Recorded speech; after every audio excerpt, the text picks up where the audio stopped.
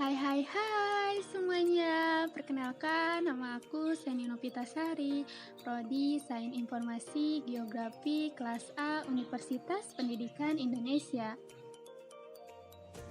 Di video kali ini, aku akan menjelaskan tentang perubahan iklim mata kuliah meteorologi dan klimatologi. Sebelum memasuki materi perubahan iklim, mari kita mengenal apa itu iklim. Iklim merupakan rata-rata cuaca yang juga menjadi penanda keadaan atmosfer dalam suatu kurun waktu tertentu. Juga didefinisikan sebagai ukuran variabilitas kuantitas serta rata-rata yang relevan dari sebuah variabel tertentu, yaitu curah hujan, temperatur, atau angin pada suatu periode tertentu yang umumnya merentang bulan hingga tahun atau bahkan jutaan tahun lamanya. Nah, berarti kalian sudah mengetahui apa itu iklim. Mari kita memasuki apa itu perubahan iklim. Perubahan iklim secara sederhana diartikan sebagai perubahan signifikan dari unsur iklim. Di antara paralemennya adalah suhu udara dan curah hujan dalam periode waktu dawarsa hingga jutaan tahun lamanya. Nah, apa aja sih yang menyebabkan terjadinya perubahan iklim? Penyebab pertama ada efek rumah kaca.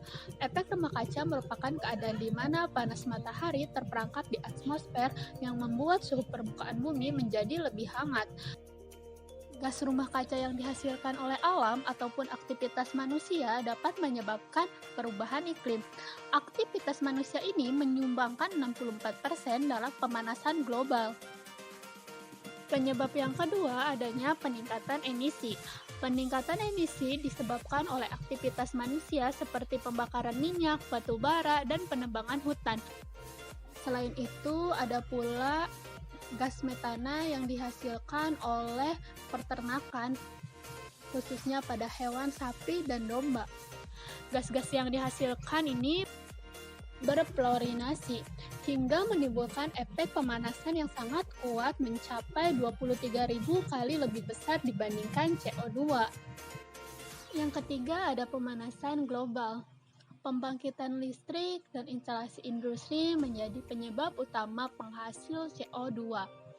Suhu rata-rata global saat ini 0,85 derajat Celcius lebih tinggi dibandingkan akhir abad ke-19. Para ilmuwan juga mengungkapkan bahwa pemanasan global terjadi akibat aktivitas manusia. Terjadinya peningkatan suhu 2 derajat Celcius dibandingkan pada masa pra-industri dinilai sebagai ambang batas karena terdapat resiko yang jauh lebih tinggi yang dapat menimbulkan berbagai macam bencana. Penyebab yang terakhir yaitu perubahan orbit bumi. Usai zaman es terakhir di 2000 tahun yang lalu, suhu global kemudian naik rata-rata sekitar 3 derajat Celcius sampai 8 derajat Celcius dalam kurun waktu 1000 tahun terakhir. Orbit bumi yang berada di sekitaran matahari adalah lingkaran, bukannya elips. Lingkaran tersebut membuat jarak bumi berada kira-kira sama dengan matahari yang mengelilingi orbitnya. Pada waktu yang lainnya, elips lebih menonjol hingga bumi bergerak lebih dekat dan jauh dari matahari saat mengorbit. Saat bumi lebih dekat ke matahari sendiri, iklim kemudian akan menjadi lebih hangat.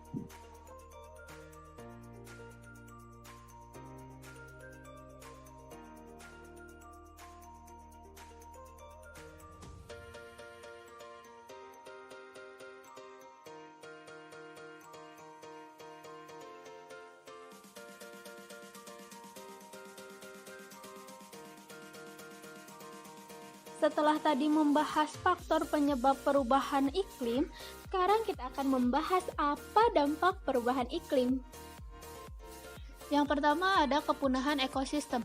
Kepunahan ekosistem ini terjadi karena bertambahnya CO2 di atmosfer serta kenaikan suhu rata-rata global sebanyak 1,5 sampai 2,5 derajat Celcius yang kemudian akan turut meningkatkan tingkat keasaman air laut. Yang kedua ada pangan dan hasil hutan. Jika terjadinya kenaikan suhu rata-rata global di antara 1-2 derajat Celcius, produktivitas pertanian mengalami penurunan hingga kemudian meningkatkan resiko bencana kelaparan. Jika perubahan iklim kemudian terjadi, maka hasil panen akan menurun baik dari segi kualitas maupun kuantitas.